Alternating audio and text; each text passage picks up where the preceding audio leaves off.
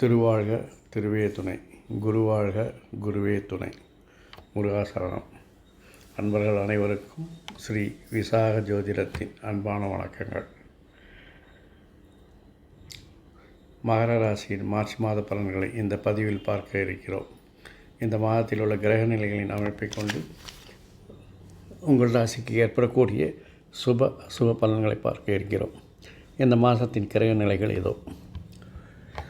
உங்கள் ராசிக்கு சூரியன் குடும்பஸ்தானத்திலும்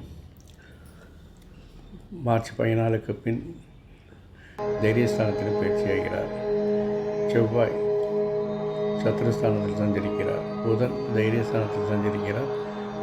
மார்ச் 15க்கு பின் வக்கரகதியில் பயணிக்கிறார். குரு சதுஸ்தானத்தில் சஞ்சரிக்கிறார். சுக்கிரனும் தைரியஸ்தானத்தில் சஞ்சரிக்கிறார். இருந்தாலும் மார்ச் 2க்கு பின் அவர் வக்கரகதியில் சஞ்சரிக்கிறார். சனி குடும்பஸ்தானத்தில் சஞ்சரிக்கிறார். மார்ச் 29க்கு பின் மீனராசிக்கு சஞ்சரிக்கிறார். இதனுடைய தாக்கம் அடுத்த மாதத்திலிருந்து நமக்கு தெரிய வரும்.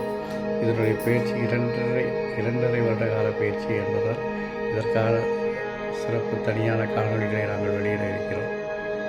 இது போன்று இந்த வருடத்தில் வருடகாலங்களாய மற்ற ராகு, கேது, குரு போன்றவற்றின் கிரக பயிற்சிகளும் வர இருக்கிறது. அவற்றுக்கான தனி பலன்களை நாங்கள் சிறப்பு காணொலிகளாக விரைவில் வெளியிட இருக்கிறோம். இதுபோன்ற காணொலிகளை தவறாமல் தேடாமல் உங்கள் முகப்பு திரையில் காண்பதற்கு எங்கள் சேனலை சப்ஸ்கிரைப் செய்து ஃபாலோ செய்து கொள்ளுங்கள். ராகு தைரியஸ்தானத்திலும் கேது பாக்கியஸ்தானத்திலும் சஞ்சரிக்கிறார். கிரக நிலைகளை கொண்டு இனி இந்த மாத பலன்களை பார்க்கலாம். வேலை செய்யும் இடத்தில் எதிர்ப்புகள் அதிகமாக இருக்கும். அதுவும் தெரிந்தவர்களே அல்லது நண்பர்களே உங்களுக்கு எதிர்ப்புகளும் பிரச்சனைகளையும் கொடுப்பார்கள். புறத்தொழிலில் பிரச்சனைகள் அதிகமாகும். ஆகவே தொழில் மாற்ற சிந்தனைகள் உங்களுக்கு தோன்றும். ஆனால் மார்ச் 14க்கு பின் இந்த நிலை மாறி நீங்கள் செய்யும் முயற்சிகள் எல்லாம் வெற்றி பெறும். அரசு காரியங்களில் அனுகூலம் உண்டாகும். போட்டிகளில் தைரியமாக பங்கெடுக்கலாம். ஏனெனில் அதை நீங்கள் வெற்றி மட்டுமே காண்பீர்கள். பொருள் வரவு தனவரவு மிக அதிகமாக இருக்கும். பெண்களின் ஆதரவு அதிகமாக இருக்கும். பயணங்கள் லாபத்தை தருவதால் பயணங்களை ஏற்றுக்கொள்ளுங்கள்.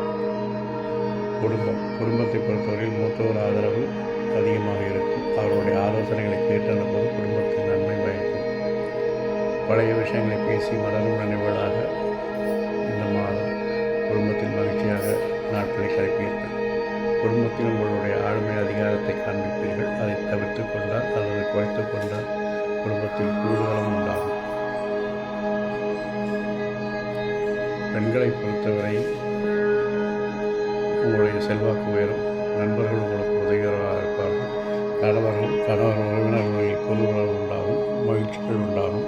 கணவர் சொல் கேட்டு நடப்பது நல்லது. கணவருடைய அனுமதி இல்லாமல் அல்லது ஆலோசனை இல்லாமல் எந்த தனிப்பட்ட காரியங்களையும் நீங்கள் செய்ய வேண்டாம்.